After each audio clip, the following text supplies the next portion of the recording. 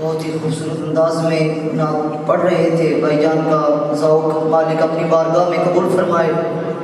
قبلہ حضرت صاحب کافی دیر سے اسٹیج کی زینت بن چکے ہیں، آپ درمیان میں حائل رہنا مناسب نہیں ہے۔ فقط ایک اعلان حضرت علامہ مولانا شاہد چشتی صاحب نے حکم ارشاد فرمایا، اس کی پہچان فخر اہل سنت، سرمایہ اہل سنت، علمی میدان سے، قلم کے حوالے سے، زبان کے اعتبار سے، ہر لحظہ ہر اعتبار سے اپنے مسلک کی جو ہے پہچان کروانے والے اور ہر سٹیج پہ دین کا دفاع کرنے والی شخصیت ہمارے درمیان موجود ہے۔ قبلہ حضرت صاحب کا خطاب آپ نے اپنی محبتوں کے ساتھ سننا ہے اور انہی محبتوں کا اظہار کیجئے جو لیے آپ کافی دیر سے بیٹھے۔ نعرہ تکبیر، بس یہی کچھ، نعرہ تکبیر، نعرہ رسالت، نعرہ تحقیق، نعرہ حیدر، علماء اہل سنت۔ آپ سے مخاطب ہوتے ہیں حضرت علامہ مولانا پروفیسر مفتی حافظ فتح محمد علوی سیالوی صاحب، خطیب اعظم اسلام آباد۔ دعا اللہ تعالیٰ قبلہ حضرت صاحب کا سایہ شفقت اور رحمت تا دیر ہمارے اوپر سلامت رکھے۔ تاجدار ختم نبوت، تاجدار ختم نبوت، من سب نبیا، من سب نبیا، تاجدار ختم نبوت۔ نعرہ تکبیر، نعرہ رسالت، نعرہ تحقیق، نعرہ حیدری، آستانہ علیہ قادریہ پنروار شریف، آستانہ علیہ قادریہ پنروار شریف۔ ہم اپنی محفل میں پیر طریقت، رہبر شریعت، قائد اہل سنت، آل نبی اولاد علی حضور کے مولا پیر سید یاسر عرفات صاحب کو خوش آمدید کہتے ہیں۔ جڑے سنگی پیچھے بیٹھے ہو یار، مہمان تشریف لے آئے اتنی دور تو اگر تشریف لے آؤ، قریب قریب مہربانی اسی بزرگ بیٹھے رہا سٹیج کے سامنے نوجوان ساتھی جڑے وہ تشریف لے آؤ، برائے مہربانی اگر تشریف لے آؤ۔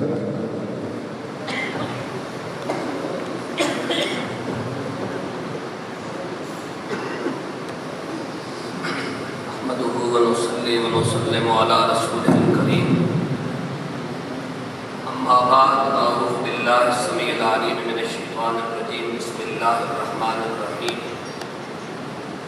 وَإِذْ أَخَذَ اللَّهُ مِيثَاقَ النَّبِيِّينَ لَمَا آتَيْتُكُم مِّن كِتَابٍ وَحِكْمَةٍ ثُمَّ جَاءَكُمْ رَسُولٌ مُّصَدِّقٌ لِّمَا مَعَكُمْ لَتُؤْمِنُنَّ بِهِ وَلَتَنصُرُنَّهُ قال أَأَقْرَرْتُمْ وَأَخَذْتُمْ عَلَى ذَلِكُمْ إِصْرِي قالوا أَقْرَرْنَا قال فاشهدوا وأنا معكم من الشاهدين ومن تولى بعد ذلك فأولئك هم الفاسقون صدق الله العظيم وصدق رسوله النبي الكريم الأمين إن الله وملائكته يصلون على النبي يا أيها الذين آمنوا صلوا عليه وسلموا تسليما اللهم صل على محمد وعلى آل محمد بعدد كل ذرة مئة ألف مرة وبارك وسلم الصلاة والسلام عليك يا سيدي يا رسول الله وعلى آلك وأصحابك يا سيدي يا حبيب الله الصلاة والسلام عليك يا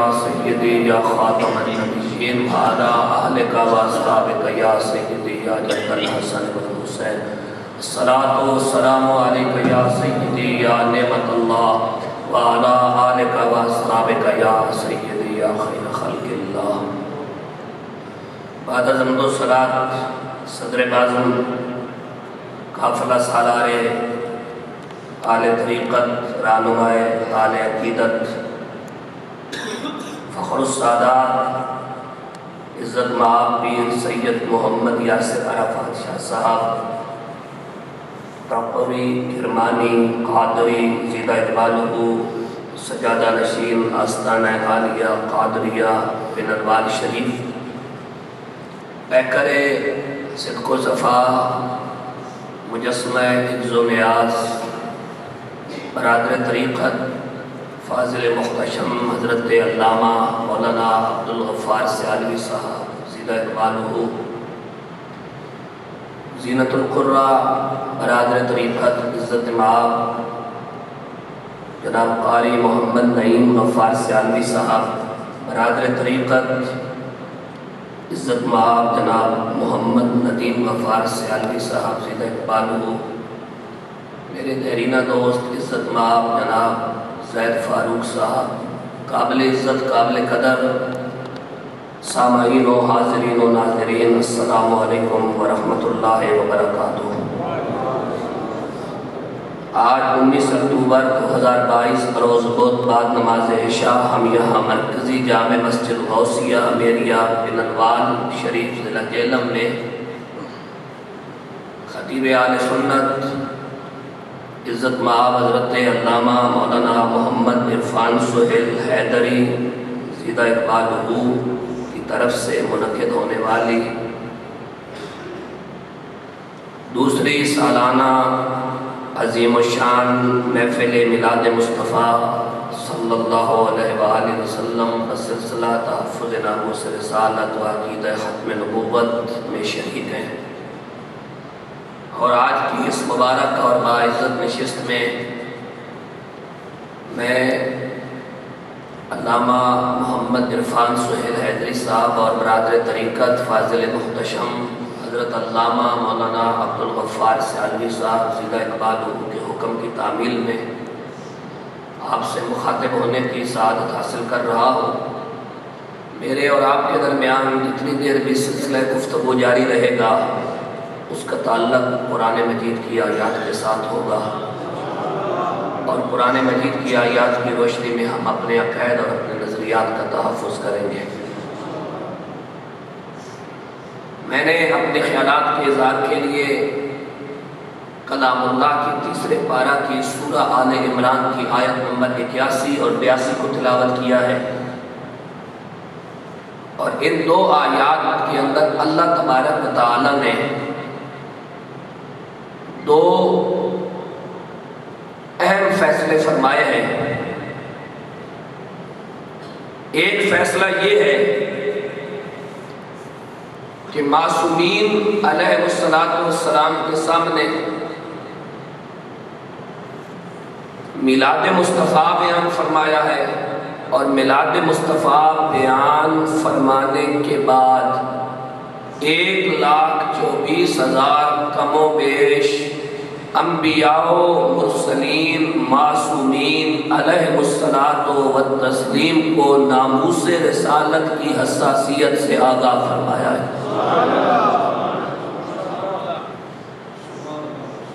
مجھے آپ کی توجہ درکار ہوگی، اور اس توجہ کے زیر سایہ میں سفر کروں گا۔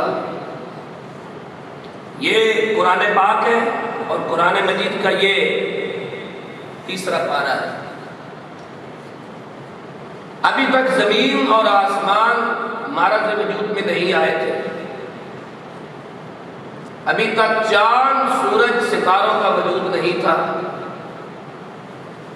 لوح قلم عرش و کرسی کچھ بھی تخلیق نہیں ہوا تھا، سمندروں کی وسعتیں، زمین کی گہرائیاں، مٹی، آگ، پانی، ہوا، جنات، انسان، ملائکہ، الغرض کہ کل عالمین میں سے کسی ایک عالم کا ایک جز بھی معرض وجود میں نہیں آیا تھا، صرف اللہ تھا، اللہ تھا اور اللہ تھا، اور وہ اس وقت سے تھا جب خود تھا بھی نہیں تھا۔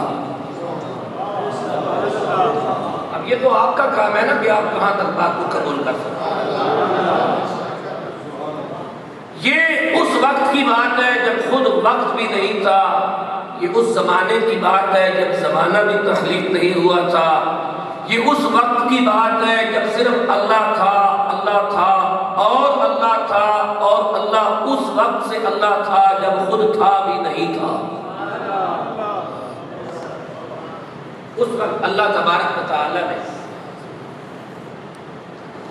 اپنی الوہیت، سمدیت، احدیت، وحدانیت، ربوبیت کی طاقت کے ساتھ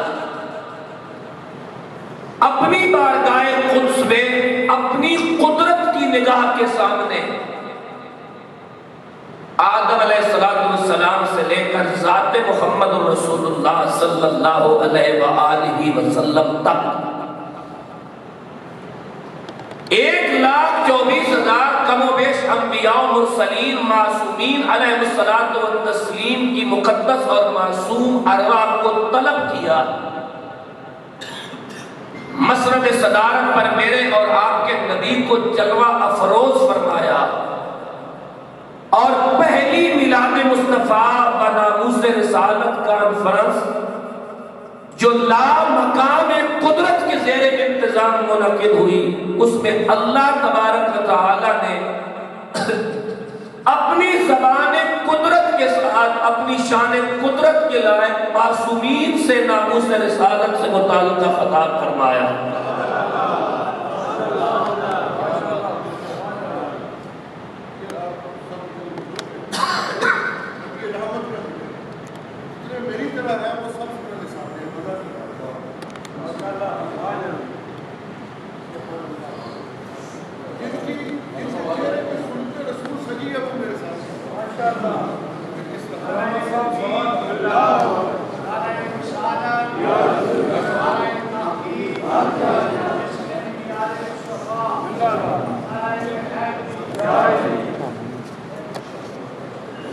میں سب کی شفقتوں کا بہت شکر گزار ہوں۔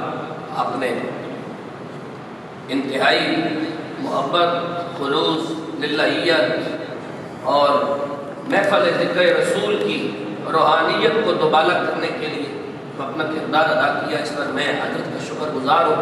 میں بات عرض کر رہا تھا کہ اللہ تبارک و تعالی نے اپنی ربوبیت، بات کو سمجھنے کی کوشش کرو، ہم سنیوں کا المیہ یہ ہے کہ جب قرآن کی بات آتی ہے ہمیں اباسیاں آتی ہیں، یہ سنیت کا المیہ ہے، اور اس کی المیہ اس لیے ہے کہ ہمیں سدیش سے قرآن کی صورت میں خوراک نہیں دی۔ آپ کے قرب و جوار میں آپ کے دائیں بائیں کیا ہو رہا ہے آپ کو اس بات سے کوئی غرض نہیں۔ آپ نے کان کا چسکا لینا ہے اور چسکا لینا ہے اور چسکا لے کے گھر چلا جانا ہے، آپ کے دائیں بائیں کیا ہو رہا ہے مجھے وہ سارا نقشہ میرے ذہن میں ہے۔ آپ خود ذمہ دار شہری اور ذمہ دار مسلمان ہونے کی حیثیت سے توجہ فرمائیں۔ اللہ تبارک و تعالی نے مکان کی تخلیق سے پہلے، جب صرف لا مکان تھا،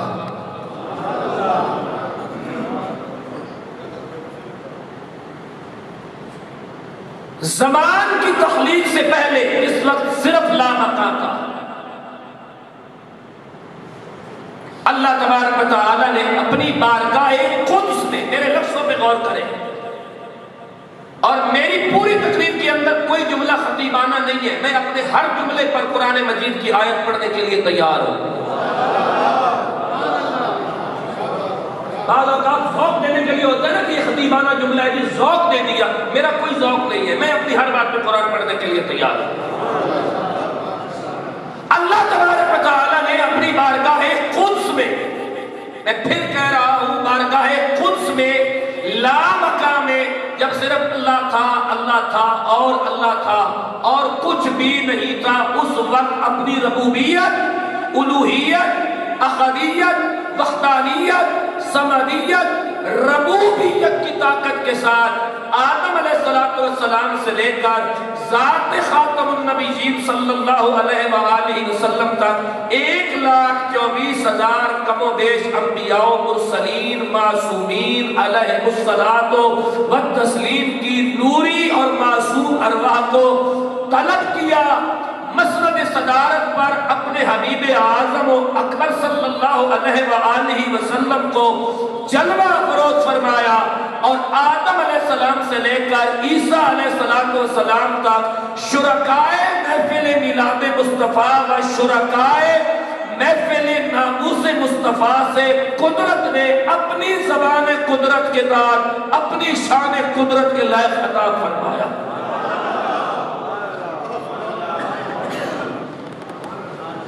مجھے اتنی باتیں لمبی کرنے کی ضرورت نہیں تھی، لیکن کچھ مسلکی ذمہ داریاں ہوتی ہیں۔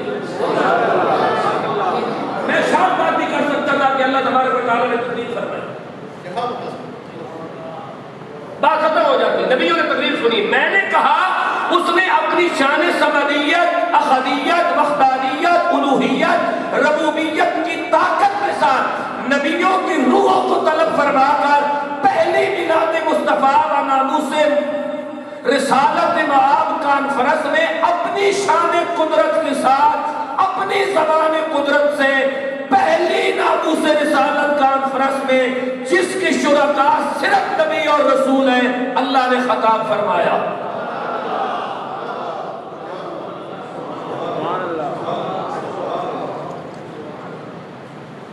یہ سنیت کی ذمہ داری ہے. جب اللہ تبارک و تعالیٰ نے خطاب کیا تو اب بات کی حساسیت کو سمجھو.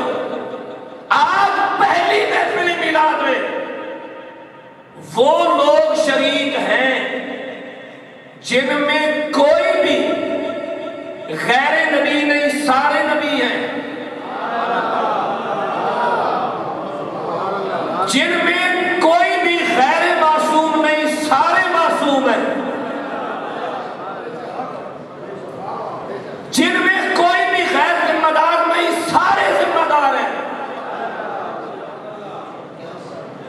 اور جن کی تعداد ہے 1,24,000 کم و بیش، ان میں مرسلین کی تعداد ہے، رسولوں کی 313، مرسل کی تعداد ہے 4 مرسل 313 رسول 1,24,000 کم و بیش انبیاء کرام معصومین اعظام علیہ السلام سے اللہ تبارک و تعالیٰ نے جب خطاب کیا تو آج اس بزم ذکر رسول کا حصہ وہ نبی ہے جس کے بارے میں اللہ کہتا ہے وَعَلَّمَ آدَمَ الْأَسْمَاءَ كُلَّهَا، جس آدم کو یہ پتا ہے کہ پنروال کی مسجد میریہ غوثیہ کے اندر علامہ عرفان سہیل کی دادی کے دوسرے سالانہ ختم پر سجائی جانے والی محفل میلاد میں میرا کون کون بیٹا بیٹا ہے.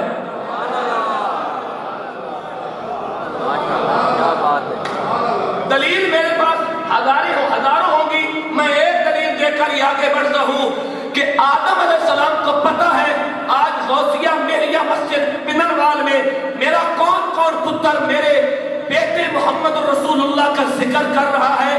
دلیل یہ ہے کہ پیو کو اپنی اولاد کا پتہ ہوتا ہے.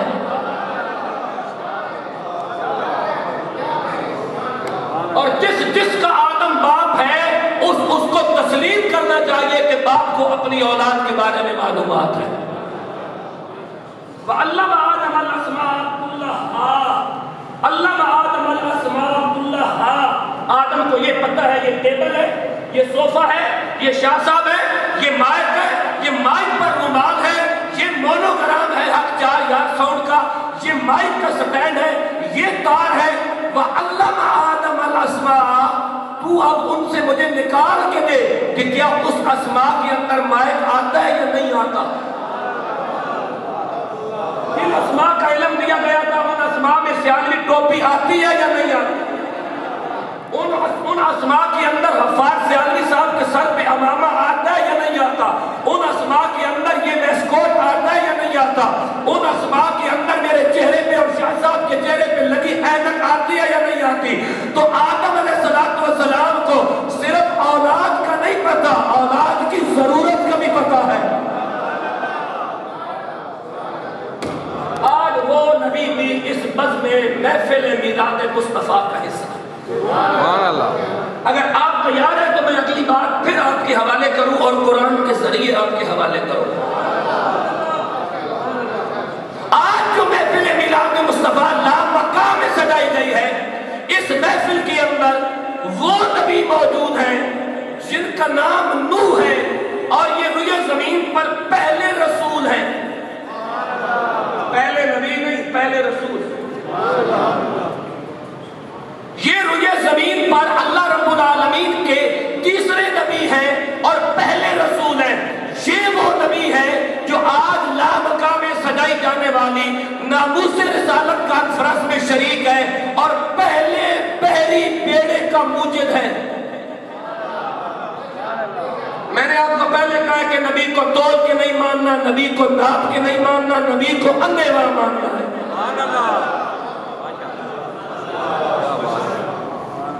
نبی کو پھیتے کے ساتھ ناپنا نہیں ہے، نبی کے ساتھ تولنا نہیں ہے، نبی کو جریب کے ساتھ ناپنا نہیں ہے، نبی کو انے وان ماننے کا نام ایمان ہوتا ہے۔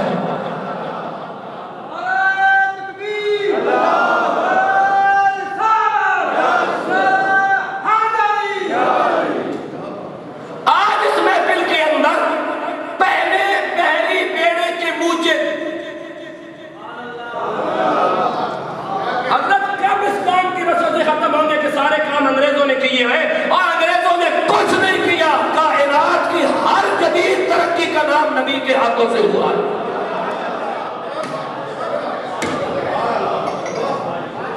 المیہ یہ ہے، اس قوم نے لاٹ نکالنے کا قدیم نظام تعلیم تو پڑھ لیا، لیکن اپنے نبی کا جدید نظام تعلیم بھول گئے۔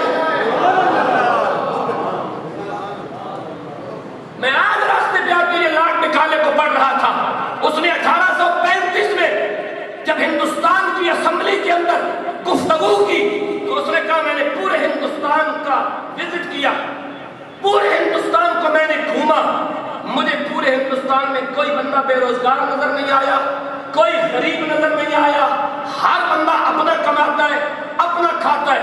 تو اس سے پوچھا گیا ان کو بے روزگار کرنے کا کوئی حال؟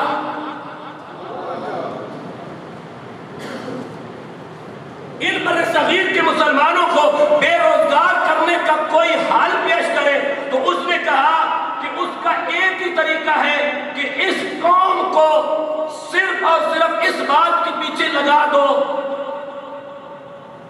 کہ روٹی انگریزی پڑھنے کی۔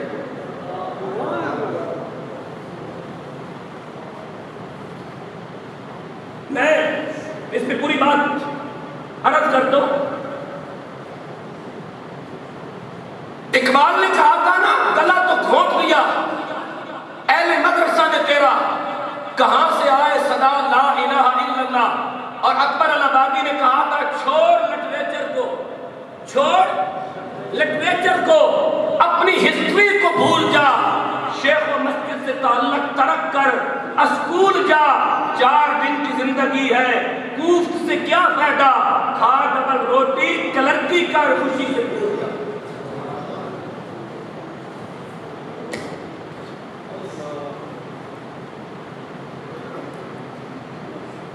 جس نے بات کو سمجھا ہے نا، مدرسہ سے مراد کیا ہے؟ اسکول کی تعلیم۔ میں اسکول کی تعلیم کا مخالف نہیں، لیکن اسکول کی تعلیم اگر یہودیوں کا غلام بنائے تو میں مخالف ہوں۔ لاٹ نکالنے کے قدیم نظام تعلیم کو پڑھ کر اپنے نبی کو کٹ کرنے والی قوم غور سے سن لے، جو لاٹ نکالنے کی جدید قدیم نظام تعلیم میں زندگی کی خیرات ڈھونڈنے والوں، کبھی اپنے نبی کے جدید نظام تعلیم کو بھی پڑھو کہ یہ تمہیں کہاں کہاں سے گھما کے لا رہا ہے۔ تھوڑا سا احساس ذمہ داری اپنے اندر پیدا کرو۔ میں نے 11 دور کے لفظ بولا کہ لاٹ نکالے کا قدیم نظام تعلیم، اس سے بڑی پرابلم ہوتی ہے بندوں کو، کیونکہ قرآن کو تو قدیم کہہ دیتے ہیں، اسلام کو تو قدیم کہہ دیتے ہیں، لیکن لاٹ نکالے کو کوئی قدیم نہیں کہے گا، وہ تو جدید اور ماڈرن ہے نا۔ میں جو بات عرض کرنا چاہتا ہوں، پہلے پہلی بیڑے کا موجب جناب نوح موجود ہے، پہلے نبی جن کا نام آدم ہے، علم آدم الاسماء کلہا، تمام ارضی اور سماوی علوم کے ماہر آج اس بزم کا حصہ ہیں۔ اس بزم میں وہ نبی موجود ہے جن پر 100 سال کے لیے موت وارد ہوتی ہے، 100 سال کے بعد جب نبی بیدار ہوتا ہے تو قرآن کہتا ہے نہ نبی کا کھانا خراب ہوتا ہے، نہ نبی کا پانی خراب ہوتا ہے۔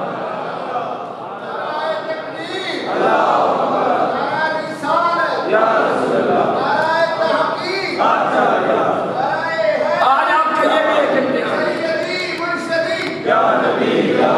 غلام ہے رسول کے غلام ہے،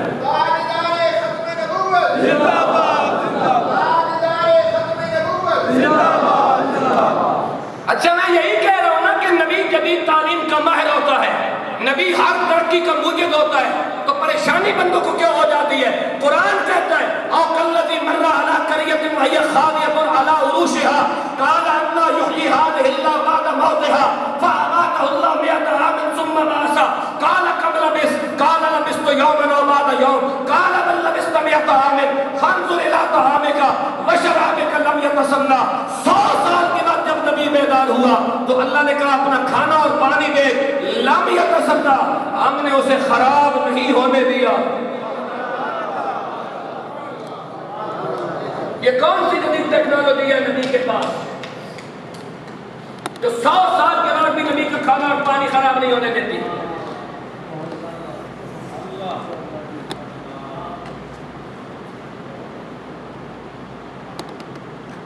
آپ کے کام تو شیروں کے تسکے پہ چڑھے ہوئے اور آپ کے ارد گرد آپ میں سے لوگ نکل کے جا رہے ہیں اور آپ کو کوئی فکر نہیں. مجھے کسی بزرگ عالم دین کا قول یاد آ رہا ہے لیکن مجھے یہ نہیں پتا یہ کس عالم کا قول ہے. اس نے کہا تھا 1000 مسلمان کو 1000 کافر کو مسلمان بنانا اتنا اہم کام نہیں جتنا ایک مسلمان کو مرتد ہونے سے روکنا کام بڑا ہے. 1000 کافر کو مسلمان کرنا اتنا بڑا کام نہیں جتنا ایک مسلمان کو مرتد ہونے سے بچانا بڑا کام ہے.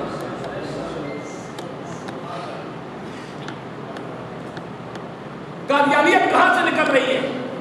مسلمانوں کے اندر سے. رافضیت کہاں سے نکل رہی ہے؟ مسلمانوں کے اندر سے. یہ سب کچھ کہاں سے نکل رہا ہے؟ لیکن ہم مسلمان ہیں کہ سمجھنے کے لیے تیار نہیں.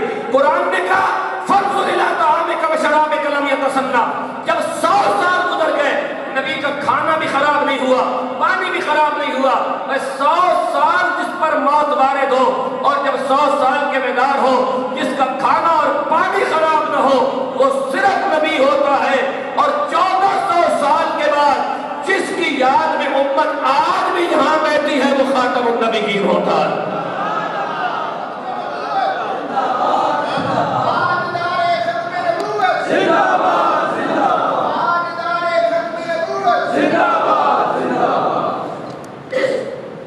میری انوکھی باتوں پہ تھوڑی دیر کے لیے سوچئے گا ضرور جب آپ کو فرصت مل جائے کہ میں کوئی انوکھی بات نہیں کر رہا, میں ساری باتوں